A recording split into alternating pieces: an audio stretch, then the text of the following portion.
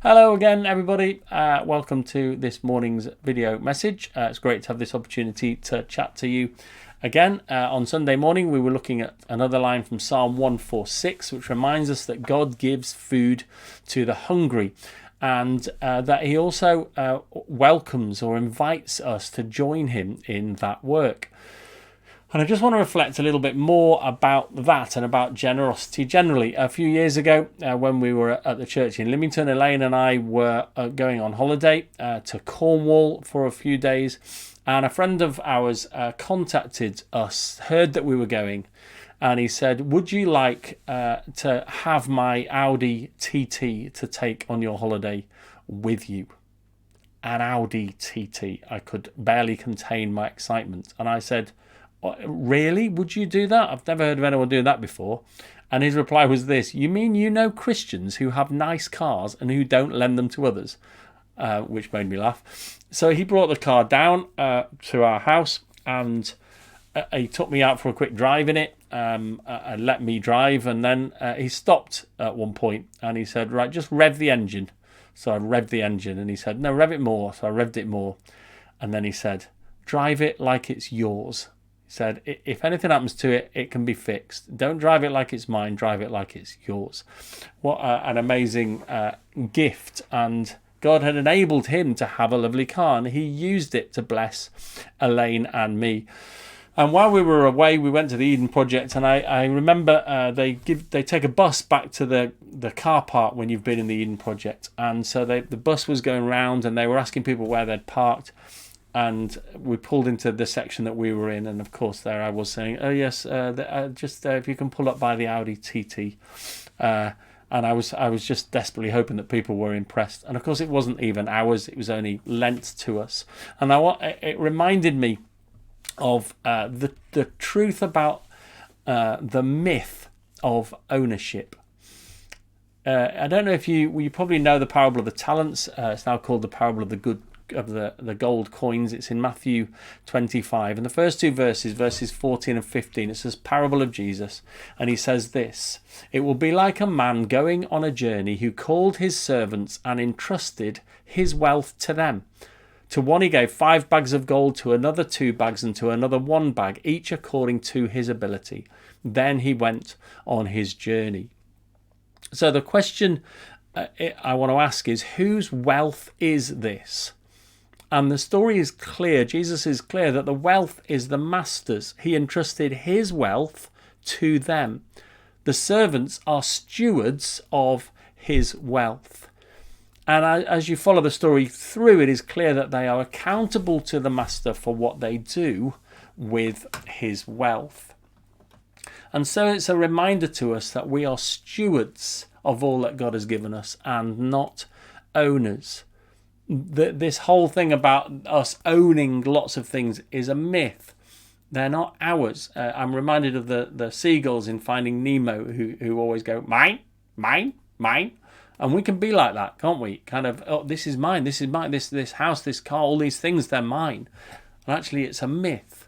God has given them to us to steward for him, to use for him. God gives his resources to us. And he gives us, remarkably, free choice as to what we do with them. But we are accountable to him for what we have done with his resources. And we don't often see it like that, but it's perhaps helpful to picture it in terms of children. So if you've ever had children, you probably know how it works. You kind of give them a gift, and then you ask them to share it. And most of the time they'd say, but share it? It's mine. It's like, well, it's only yours because I've just given it to you. And if we think about children, the truth is that they have nothing that wasn't given to them. Nothing they have they earned for themselves when they're small children. Everything was given to them. And perhaps that's helpful for us to see the same is true of us. What do we have? What do you have about which God cannot say, I gave you that? Everything we have has come from him. And we might argue with that and say, but hang on, I trained for quite a few years and I work hard and I earn my money. But who gave us the passion and the gifts and the ability to be able to do all of that?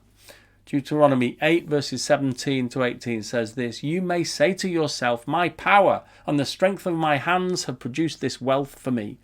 But remember the Lord your God, for it is He who gives you the ability to produce wealth." It's an important truth to remember.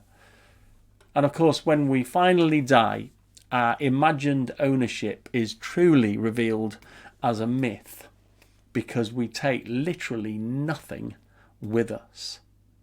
It was never ours. All we have belongs to God, and He gives it to us to steward for Him.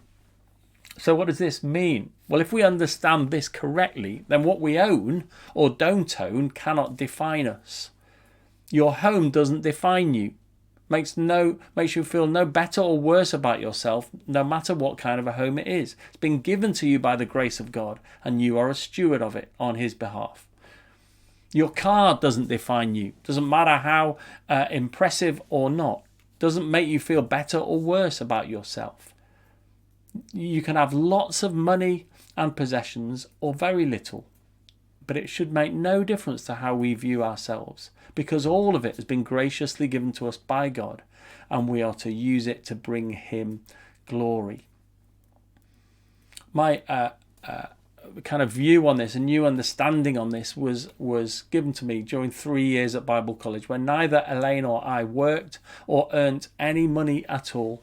We had 2 children and a mortgage to pay, and all the price of studying at Moorlands College, and God generously provided us with everything we needed for all of those 3 years. And experiencing God's generosity makes us generous, all of us. Well, you can have it. It's not mine anyway.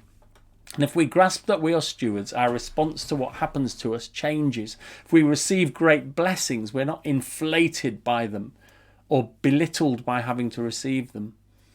If we suffer great losses, we're not threatened by them or broken by them.